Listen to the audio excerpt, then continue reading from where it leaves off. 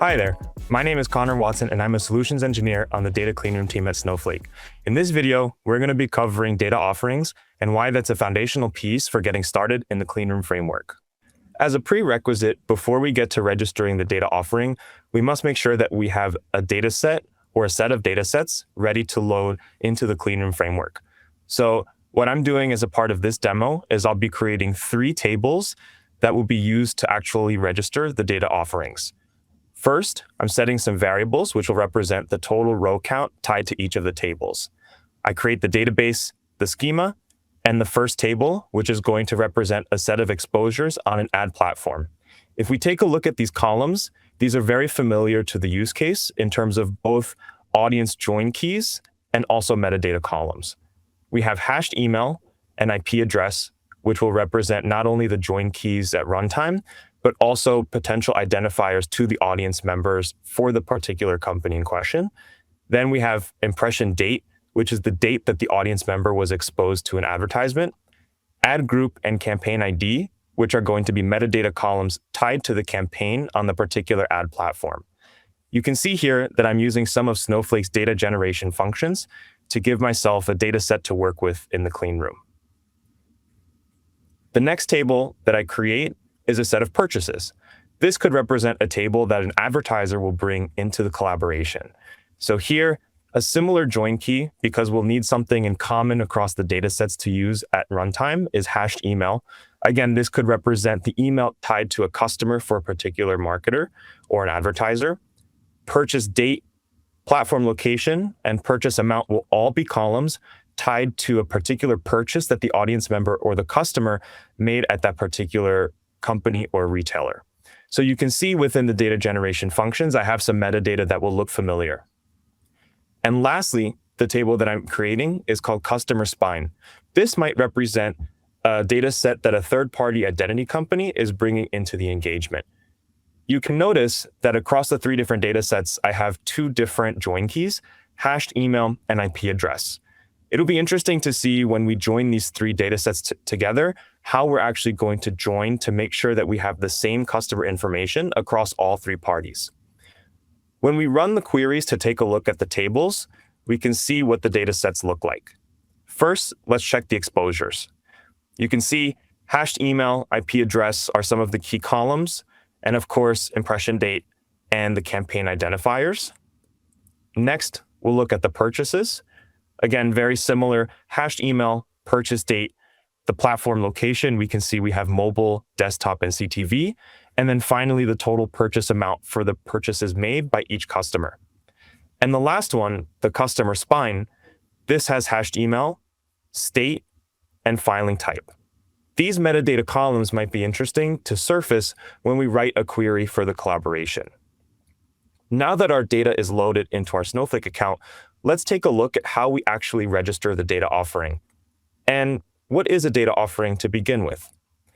A new concept in the collaboration APIs, data offerings are the way that we represent all of the metadata tied to your particular data set that you'll use in your collaborations and in your clean rooms.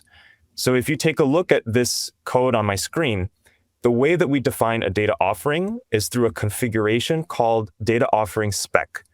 In the first few lines, we have a few different types of metadata tied to the particular configuration. The version of the APIs that we're using, the type of spec that we're defining, which in this case is a data offering, the version, which is interesting if you have an evolving schema. Today, we might use version 0 for our initial schema, but if we add new columns or take away columns, we can change the version by registering version 1, 2, etc. The name of the data offering, this will be how we reference the data set later.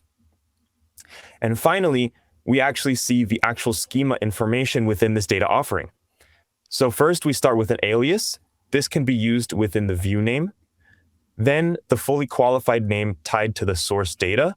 This is going to be within your Snowflake account, the database, schema, and table name where your data is stored.